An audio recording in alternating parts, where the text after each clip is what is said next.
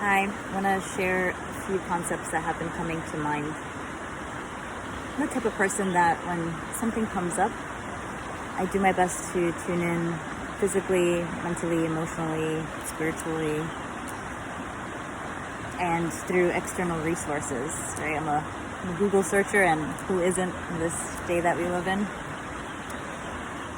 Yet what I have been encountering are like challenges to finding the answers that I'm looking for when I do look for external answers, or when I look for the answers in an external way, whether it's through searching, whether it's through reading, connecting with someone, having conversations, figuring out if someone can help me validate something or confirm something, and it's like nothing is clicking, there's no resonance, and I'm guided more and more within.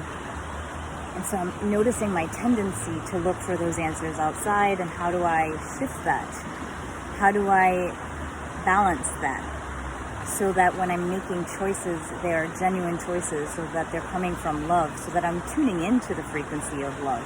Every day I have this choice to tune into whatever frequency, whatever wave, just like I can tune into the radio to, people that watch TV, you can pick a channel.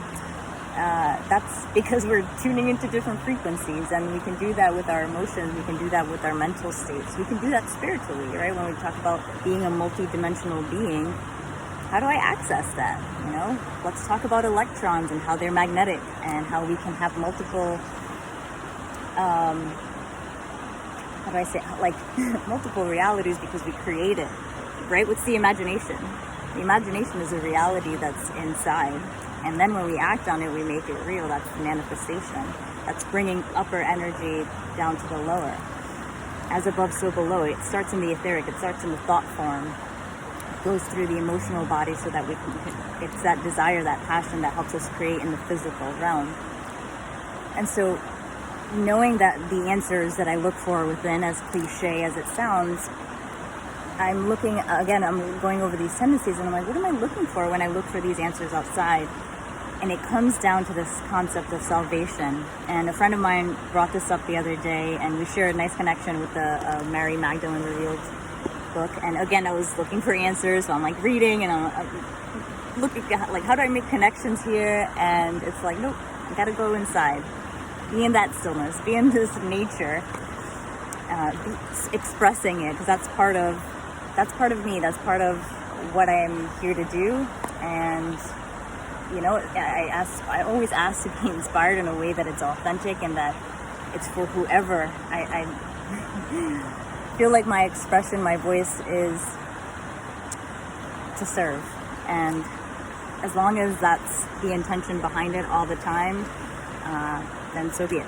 Okay, so no expert in anything. It's like I love when I'm discovering pieces for myself, and this is why I get to share, and I don't know who else is going through something like this. I do know that we're constantly looking for answers outside of ourselves, and if we are looking to be saved, then what does that mean?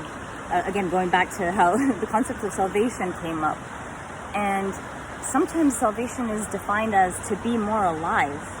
And when I came across that, I said, oh my goodness, that's it, because it's to be more present.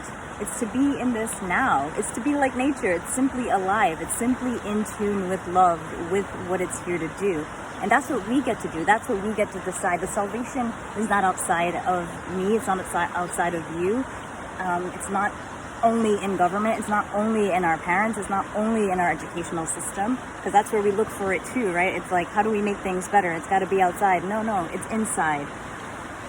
To tune into the energy of salvation, to feel more alive, to be more alive, is to tune into love. It's to tune into truth. It's to tune into wisdom. It's to tune into joy and gratitude. That's how we save ourselves. That's how we let go of the concept of suffering that keeps us so attached to the past. How do we be more present? How do we create the future in this state of presence, in freedom, without suffering, saved? Because to be saved is to be in love.